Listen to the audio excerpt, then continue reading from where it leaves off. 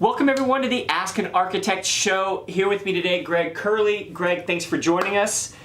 Greg brings a really interesting and kind of unique background to the show that maybe is a little bit of a hybrid between traditional and non-traditional. We're going to get into it and really go into his background and his path in architecture. So Greg, real quick for the folks watching at home, can you give us the kind of 15-second status update, who you are and kind of what you're doing right now? All right, well, my name's Greg Kearley. I'm the founder and managing principal for Inscape Studio, which is a traditional boutique architecture firm. There's 6 of us that work there. And I'm also the founder and executive director of Inscape Publico, which is a 501c3. We're a nonprofit organization, and our mission is to provide professional, affordable architecture services to other nonprofits so that they can fulfill their mission within the spaces we design. And that could be classified as kind of in the social impact design arena. Is that fair to say? Yeah, social impact design, public interest design. There's a lot of sort of terminology and designations. To me, it doesn't really matter what you call it, it's just good work. We're designing spaces for underserved populations and for other nonprofits so that they can make a positive impact in our communities. I really want to get to that story, and I want to kind of dive pretty deeply into it because social impact design is kind of really attractive to a lot of our student audience right now. But before we do, I want to kind of learn more about your story and have you tell your story to our audience. So let's go back. Before you started Inscape Studio, you're on the doorstep of graduation. You graduate, you go out into the workforce. Mm-hmm. What are those first few years like for you? Where are you? What's it like? Well, what's your reaction? If you go back farther, I did an undergrad degree in writing, so I didn't do an undergrad degree in architecture. So unrelated. I also did an MBA in international marketing. So all before architecture? Before architecture. And then I decided to go back to get my master's in architecture. Okay. So when I finished up, there was a couple of studio critics that were adjunct faculty, visiting faculty at Catholic University. And that's where you did your master's? That's where I did my graduate work. Okay. And they were working for LRB Beckett, which was at the time one of probably the top 10 largest firms in the world. Yep. So, and doing all kinds of different things. So they called me up and said, hey, you're graduating, why don't you come over to LRB and start working at LRB? And I'm like, well, let me put together a portfolio and all this stuff. And they're like, well, forget about that. Just tell me when you want to start. That's a nice smooth transition. It must have been a good I never had to do that. And I had actually planned on going back to Los Angeles, is where I grew up. I didn't think I was going to stay in D.C. when I graduated. Okay. But these guys who I worked with in grad school, and I really, thought a lot of them, decided to give me the opportunity. And so that's actually sort of the beginnings of staying here. And then I worked 2 years for LRB at, again, one of the mega firms. And then a professor at Catholic who had a small practice brought me on, and I stayed there about 6 months. Because I knew I wanted to start my own firm, so I wanted to be in an environment where I could sort of think about the process and how a small firm works. So I did that for about 6 months, and then I started my own firm. So knowing you wanted to start your own firm, that's still a big transition, going from a place like LRB Beckett to a smaller firm for a little bit and then your own place where it's basically you're on your own. What was your perspective like psychologically going from such a large place where you have resources and you have anything you need at your fingertips to, all right, I'm the only one here, it's all on me. What's that like? Well, it was, I had an opportunity, and I literally got a $1,500 commission to redesign a bakery, Heller's Bakery in Mount Pleasant in D.C. Okay. And so I said, sure, I'll do it. And I quit my job. So a $1,500 bakery commission led to the founding of Inscape. That was my first job. Okay. And then I got done, and I was thinking, I don't have any more work. Sure. Yeah, and the bakery business only gets you so far. Well, it took me about a month. And then they took a little bit to construct, and actually I helped build it. But then I'm thinking, well, this wasn't such a great idea. I don't have a job. I don't have any money. Sure. So I started trying to get work. So what does that mean? How does one go out and try to get work when you're still at the early stages of your career? Maybe you're not from DC other than going to grad school here. How does that Well, happen? I had a good relationship with the two firms that I left. I left on very good standing. So, it's you don't want to leave places and burn bridges, and it's a small community in DC, the architecture community, and so. Talking to folks, telling people, hey, I'm starting my own thing. If you hear of something, let me know. So there was actually someone I worked with at Travis's office, this office that I worked with previously, the small office, called me up and said, hey, I know these folks that are looking to do an addition. I don't think where we're at, it'll be a good fit for this firm, but it might be perfect for you. It's a small family room addition and kitchen renovation. So this was a little. So what happened in the meantime was, I'm like, I got to get it. I didn't have any money. I was living on credit cards, and so I started interviewing places, and I actually, because it was 3 months and I didn't have any work and I didn't have any income coming in. So this is very much almost like startup life. It is, and so I actually interviewed with Gensler. And I interviewed with them here in DC, and I actually flew to LA and I interviewed with them in their LA office. And they made me an offer. I said no, and then they made a better offer, and I said yes. And so I went to. The first thing I did with them was I went to New Orleans. I was going to work on the design of a rollout for eyeglasses retail space. There was going to be like 3 or 4 of these things starting up, and it was a new business starting up in New Orleans. And so I flew to New Orleans, and when I was in New Orleans, this couple who I had given a proposal to do a small addition, this is through the connection I had at my old job, called me and said, the job's yours. And so when I got back, I had worked at Gensler for 4 days. I had worked a Friday, and I'd gone to New Orleans on Monday. I got back on Thursday, and I quit on Thursday. And so they weren't thrilled with me. But I had this opportunity, and I knew I wanted my own firm, so I just said, okay, I'm going to quit. So you were so philosophically committed to having your own firm that even a solid salary or not a ton of work didn't really deter you. You were convinced that this was the right path. And then then you do a job and you get another job, and then I was working out of my home, and then I got a little space above Zorba's restaurant, which is a little Greek restaurant in DuPont Circle. And so I got a little room there, and then I hired someone. Actually, my first employee was a woman I went to grad school with. And so she was leaving the firm she was at, and she needed a transition place to be. So I brought her on, and then we got a couple more jobs, and I started volunteering at the local AIA for their. It's called the Architecture Foundation, and it's the match up nonprofits with architects so they can do design work pro bono for them. So I did a few of those. As jobs. a way to make connections and build relationships and get your name out there. And so I started doing that, and then I got then all of a sudden I'm hiring someone else, and I'm getting more work, and so this is very much. I mean, literally from your bootstraps up, you built this business. Yeah, there was nothing, and I wasn't from DC, so I didn't have a lot of. I came here for school. I didn't have the personal contacts and the relationships you might have if you grew up in an area. I grew up in Los Angeles, which was about as far away from DC as you can get. Yeah, distance-wise and culturally. Give me some data points here, some timeline points. So, founded in 1998. You mentioned hiring your first employee. What year was that? Was that right away? That was probably 99. 99. And what about Go ahead, sorry. Yeah, and then I probably moved into the... Probably a year, that 99 was when I moved into my own space and hired my first employee. Okay, so you're rolling along, and then when did you think that you were comfortable, or that the company was profitable enough that you had a viable business?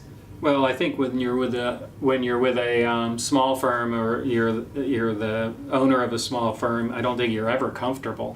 Okay. I mean, you're constantly That's good to looking. know. You're constantly having to bring in the next job. You're in business development mode 100% of the time. Because the jobs that we work on are not, we made a conscious decision that we weren't going to be a corporate architecture firm.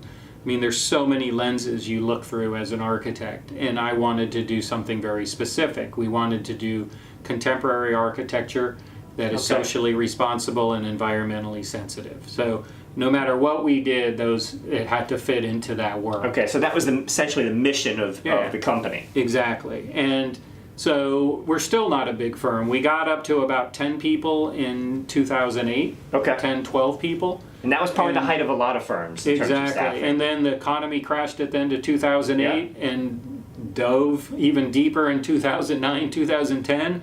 So I went down to about 2 people. It went from 10 to 12 to 2.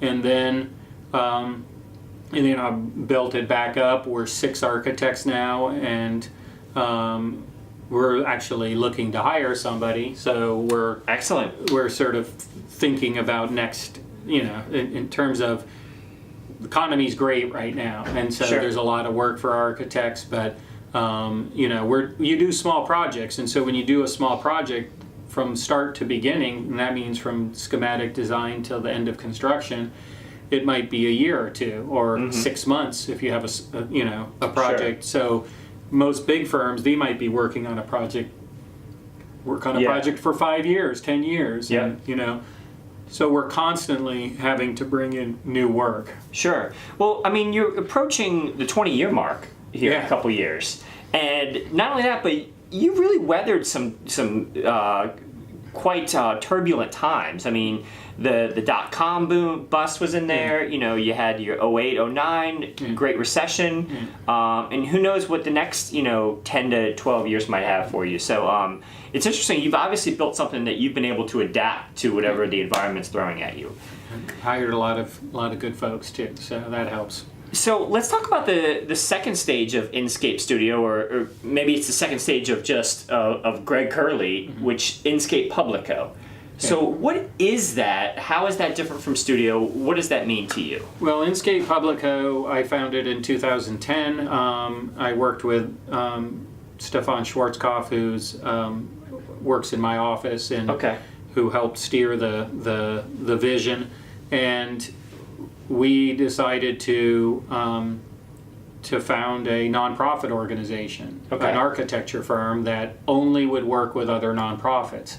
So in the architecture world, you have the 1%, plus one, I believe it's called now, or something like that. But they want firms to do 1% of their billing pro bono for the greater good. Exactly. Yep. And so I decided to create an organization that would do 100% of their work. And that's where the name Publico came from. It's pro bono publico, and that is Latin for the common good. Okay. And so everyone just says pro bono now, but actually the term is pro bono publico. Okay. And it has the same number of syllables as studio, so it sounded good. Inscape Studio, Inscape Publico.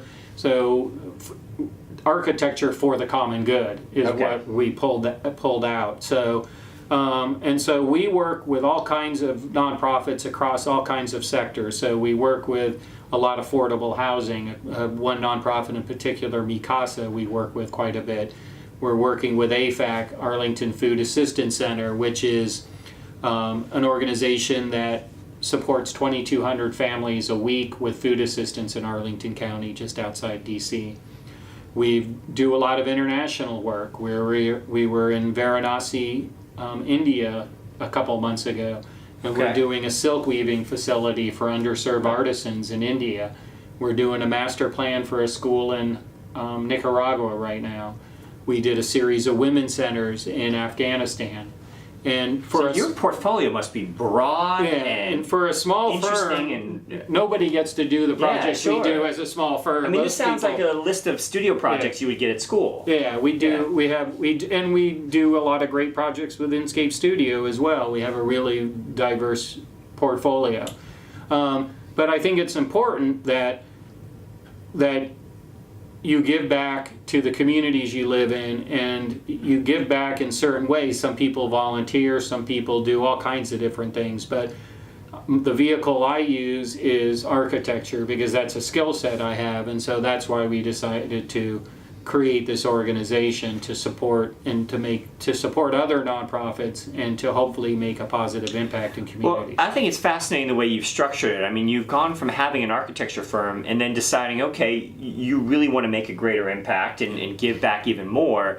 And rather than just take some of the work or kind of reach out and do some pro bono work, you've created your own organization around it, own brand around it, that then allows you to target and bring in that kind of niche work. Yeah, and it's something that's important work for the office. It brings talented people in who want to work on these type of projects. We take it through schematic design only because most nonprofits don't have the funding to pay for schematic design, but they can't fundraise until they have the schematic design. So we sort of fill this gap, and then the nonprofits we work for, once we're done with the schematic, the plans, elevations, 3D renderings, then they're able to leverage our designs and fundraise to build the project. And then once they have the funding in place, they can come to us to do the technical drawings. They can secure, we can do the permit drawings, we can get bids for construction, and so it's been incredibly successful. So Greg, I want to give you a little shout out here because, again, social impact design is hugely attractive to our audience. There are a lot of firms that I hear bandied about. People are always looking for jobs at those firms, and a lot of them are small. I mean, public interest design doesn't generate a big corporate entity a lot of times. So if you're out there, take a look at Greg's firm, Inscape Publico. InscapePublico.org is our website. There you go. Greg, a couple of interesting things about your career that I want to touch on and just get a little snippet of your story. Can you tell me about Project 4 and what that is? Well, Project 4 was a contemporary art gallery that I founded with 3 friends, hence the name Project 4 as a project so for the 4 4 people. of us. One was an architect like myself, one was a writer, one was a graphic design artist, and so we decided to get into the world of art world. And I've always been interested in the intersection between art and architecture.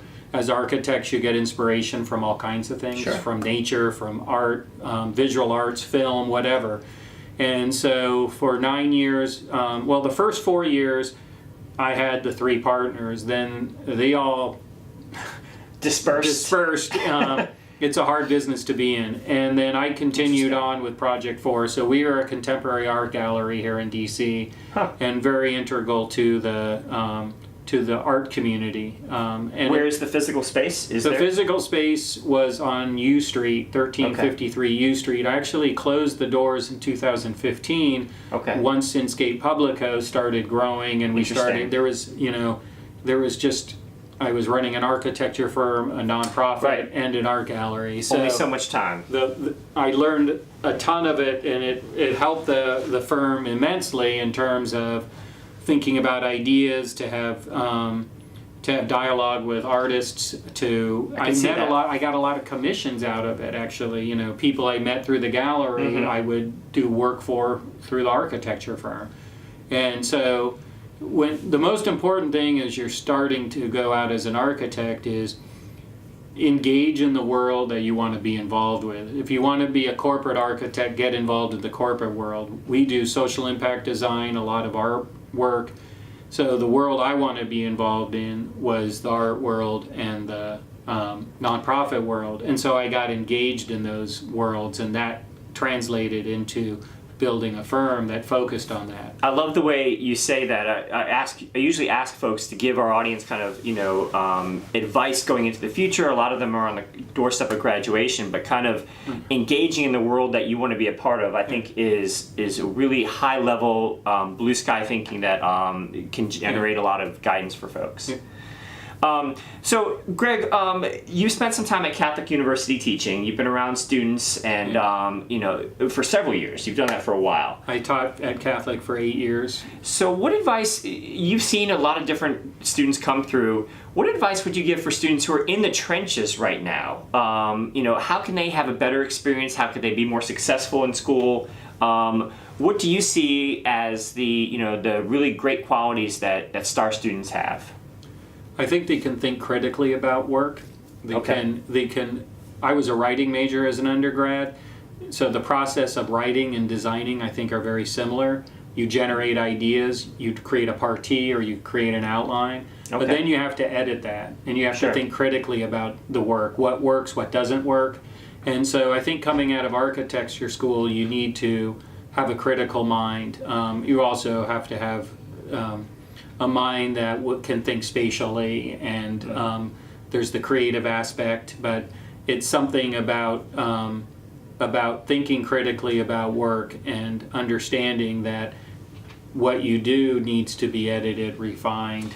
So that's incredibly important. So by thinking critically, constant self-evaluation, constant evaluation, constant iteration, constantly trying to make it you better. do it again, then you do it again, Yep. and you constantly have to sort of think about the project, and the design doesn't end with schematic design. The design keeps going through all the technical drawings when you're designing, a leg and how it tapers on a table. If you're doing, furniture design, from every little aspect of it. So you're not done until you're done. Exactly. So, Greg, as we kind of wrap up here, I want to get a couple more things from you. You have an interesting credential. You have something called the SEED credential. Yeah. Can you tell our audience what that's about? I mean, most people know about AIA or NCARB or LEED or maybe even PMP, the project management certification. What is SEED? well, SEED is, it sort of plays off LEED, but then there's the social impact part of it. So so you're evaluating the positive impact you're having on communities with SEED. As opposed to just focusing on the environment. You do focus on the environment, but the bigger picture is how you can use architecture as a vehicle for positive social change. And so that is SEED. So the S is for social impact, really.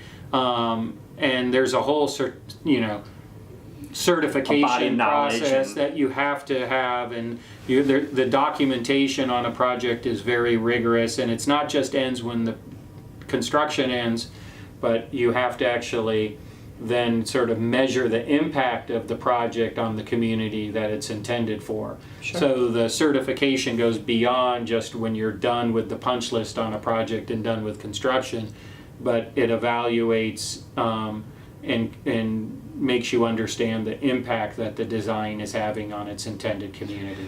So social impact design, for those of you who that kind of falls within your wheelhouse, there's a credential now, again, SEED, S-E-E-D, Yes. right? Just Google it and you'll someone Google's a will great talk site. more eloquently Check it out, than I will. www.google. Last thing, I usually ask our interview subjects for a book recommendation, or if you don't read, maybe podcasts or a TV show or something that's really piquing your interest or keeping you educated or keeping you on the cusp of technology or whatever it is you're doing and specializing in. Is there a recommendation you can give to our audience? Well, I read a lot in terms of the architecture journals and keep up with with practice through continuing education, which you all have to do in terms of keeping your license. But my recommendation is read anything else but architecture. I read almost every day, from novels to I'm reading a book on General Custard right now. So what's the name of that book? Do you know? It's what's it called? I forget what it's called, but it's a biography of Custer. Okay. I just finished a great novel called The North Waters. Okay. Which was amazing. I read constantly, and I mostly read about, because as an architect, you want to understand the world you live in. Yeah. And so, I read constantly in terms of architecture, and I look at things and I keep up with the profession, but I read everything else too. Yep. from art to fiction to nonfiction, whatever, pick up the New Yorker or something. But Yep. I think you become a better architect when you have a better sense of the world we live in, and novels take you to places that you can't go to, and it 100%. expands your imagination, and you pull things out of Yep. out of literature that you've read, music you've listened to. I use those things as inspiration all the time in the Yep. things that we design. Yeah, you use your daily lens and use that information, but Yeah. apply your lens to it, and there are lessons in everything. Yeah. I love it. I think it's fantastic. I think being a more well-rounded person helps you be a more well-rounded architect, which helps everybody. Greg, thanks so much for being on the show today. This was fantastic. I hope there was a lot of value for you guys. A very unique path Greg brings to the table, and we'll see you next time on the Ask an Architect show.